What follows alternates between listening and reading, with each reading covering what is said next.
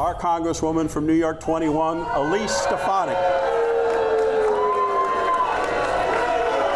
Wow, with a start like that, it's really hard to believe that an event could go any worse, but trust me folks, it did. Because as we'll see, MAGA Trump-thumping Republican Congresswoman Elise Stefanik was booed off stage not once, but twice at an event in her own district. And not only is it absolutely hilarious to see her get booed off the stage twice in the same instance, it's also incredible when you find out what this event was for, on top of the fact that she hasn't hosted a town hall in her district for years, and there is a clear reason why. And really quick, if you find yourself enjoying the video, support the work that we're doing here to amplify voices like these fine peoples and these protesters by dropping a like on the video and subscribing to Really American. It is the smallest thing that you can do, but it helps us so much. But alas, I will let the fine people of Plattsburgh take it over from here for a bit. There was a bigger than expected crowd for a dedication like this when word got out that Northern New York Congresswoman Elise Stefanik would be attending and speaking. NBC5's Sophia Falbo was there. Sophia, it wasn't a totally warm welcome for the Congresswoman.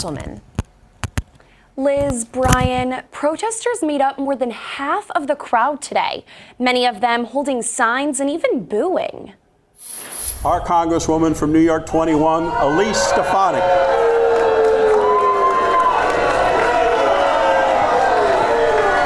That's what it sounded like outside the Government Center building in Plattsburgh Monday, where the late Clinton County Clerk John Zurlo was honored for his more than 5 decades of service to the community. Zurlo's family, local officials, and Congresswoman Elise Stefanik gathered in front of a crowd for a dedication ceremony. But among the spectators, some people opted to protest their Congresswoman's appearance. Well, Elise has not shown up in our district in months and months. She won't hold a town hall. She won't take questions. She's never at her office. People show up at her office constantly, doors closed. They won't even, her representatives, her employees won't talk to her constituents. So this was the first appearance and opportunity we had to just let her know that we're unhappy. That call for Stefanik to hold a town hall echoing throughout the crowd, even when local speakers took their turns at the podium. Today isn't about politics, folks. It's about John Zurlo. Activist groups, including one called Show Up, organized the demonstration. One of the protesters says the number of people who chose to protest sent a significant message to Stefanik that people in the North Country are frustrated, and that frustration could be transcending party lines. I don't think this is about Democrats versus Republicans or anything. We're all represented by Stefanik. We all here are represented by Stefanik. And with the recent cuts that just got passed, like, we're all going to be affected by rural hospitals, by Hudson Headwaters potentially being affected, our only clinics that are available to patients. Like, that's important to me. I'm a nurse. Stefanik stayed behind after the event to weigh in on the protests. She attributed the disruption to what she's calling the, quote, far left. Today's event was about honoring John Zurlo. It is a disgusting disgrace that this is what the far left does, rather than understanding that his family has been through a tremendous amount. It was about honoring his legacy. Stefanik stepped up to address the crowd twice. Both times, the protesters booed her. After the event, Stefanik posted on social media, calling the protesters' conduct, quote, shameful. What a classic Republican bullshit response. First of all, you're blaming the left and saying this is not political. You are literally at the renaming event of a man who was a Clinton County clerk, the county she's in, and a public service icon, who said, and I quote, "I told my wife that when I die, I wanted to say, quote, he lived a life of service on my tombstone."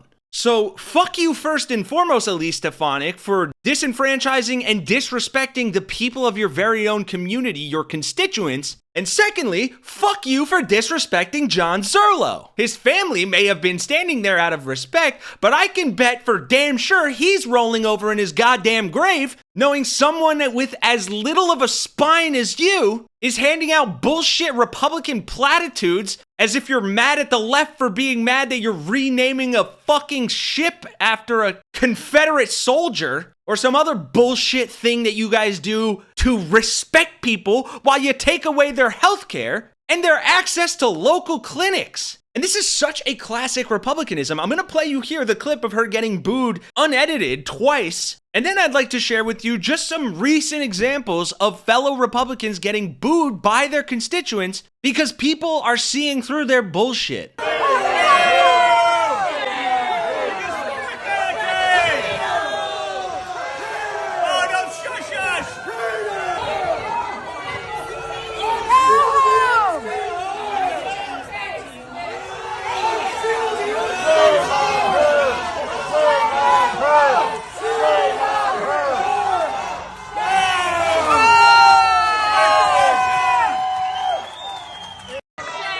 It's the cheer at the end after they shut her the fuck up for me. Here you have Nebraska Republican Mike Flood getting booed into oblivion after saying this about the current Republican Party. The Republican Party, now more than ever, represents the heart and soul of the working class.